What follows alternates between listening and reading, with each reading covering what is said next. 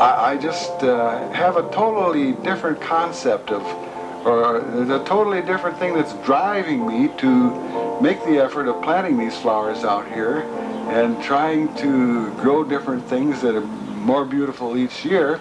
And that is the conviction that all this beauty, whether it's in music or flowers or art, it's all a reflection of the beauty that's Almighty God. Whenever you say something is beautiful, well, that means it's going to bring us joy. It's going to bring us happiness. Talk about God's beauty. Boy, God brings us joy and happiness. And you can see that reflected in the friars' faces when they come around, especially when they're old faces. They got lots of wrinkles. Behind all those wrinkles, you can see beautiful eyes that reflect peace and something of the beauty that's Almighty God.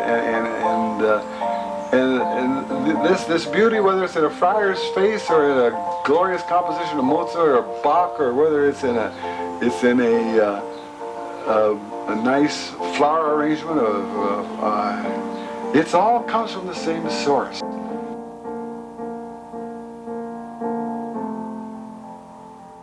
you gotta do is get seed when you want to raise flowers, and you can buy seed like this for $2 for a pack, or here's one for $1 a pack, or you can go down and get the seed off of the flowers that are actually growing. So last November, I knew I had to have lots of salvia, 18-inch salvia. You get 12-inch salvia, 18-inch, or 36-inch. So I got the 18-inch because it grew the best. I picked all the flowers off, and then I started grinding them up. The big seed companies, now they got a special thrash machine to get these little seeds. You can see something of these little tiny seeds. Now that's what I'm eventually going after, is these little black seeds like that. And there's just there's hundreds of them in this partially ground up bunch of flowers. And if I can get that out of there, well then I'm going to have a nice bunch of these little white seeds, or the little black seeds. And I found out by a special experiment that I could tell which ones were fertile, which ones weren't.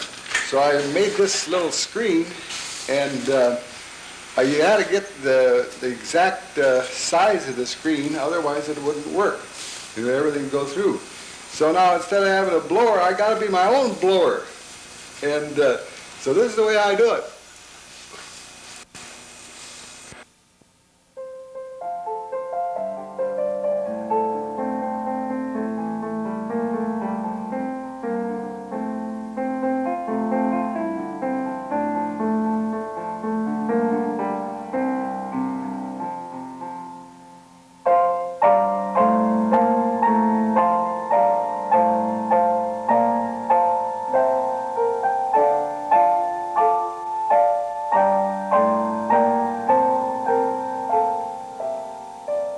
So there are lots of advantages in planting flowers like pyrethrum. Now this is kind of a specialty, and it's very difficult to get seeds off of certain flowers. And this pyrethrum is an example of it. So about the only way you can do is to buy it from the seed company, and then watch out so you don't spill it all over before you get it planted.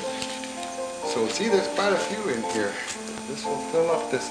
So you just can't throw them out any old way. You've got to place them in there one at a time. So I get them out of the package. And then I can put them in one at a time.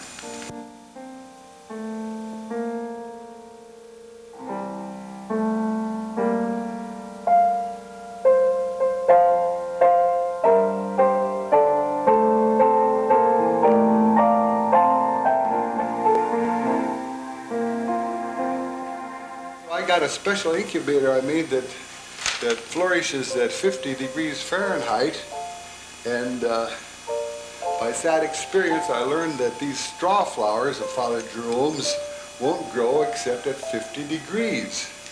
So that's exactly what I must do. Now you notice I pick each one up by the leaf, because if you pull the leaf off, why the root and the flower still got a chance to grow. But and you got to get that root deep in the ground.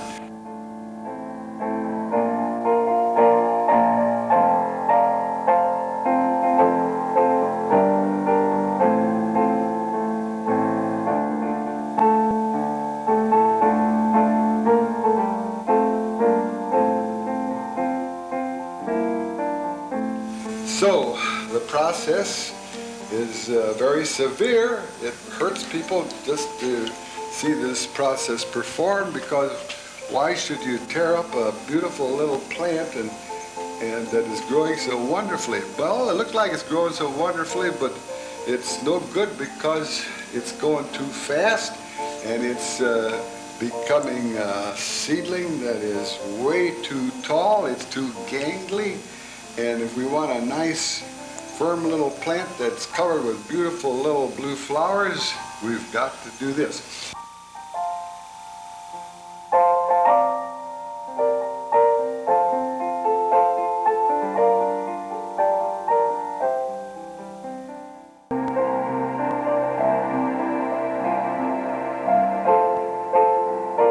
Then sometimes the frost will nip the top off of a newly planted tree, and the only thing you can do is cut the top off and hope that new branches will grow, such as they are growing in this tree. And that's one of the tricks in trimming them.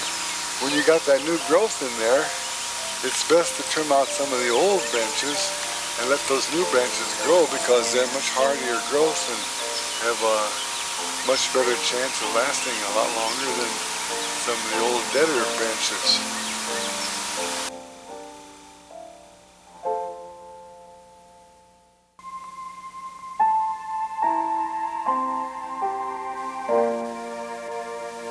This is a dogwood, and it's just broken open from its pod. There's a pod, it hasn't broken open yet.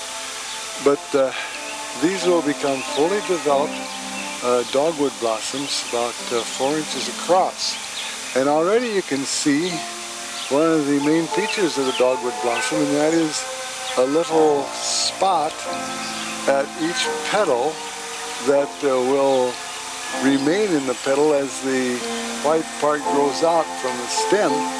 And then when they are fully developed, well, that turns red. So they call this the wounds of Christ. And I believe they call this a crucifixion tree for that reason.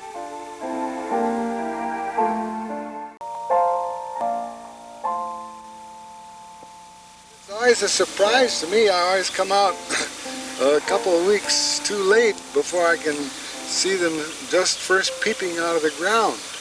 And just a little tiny bit of sun and warm weather, they'll stick their first leaves to the ground.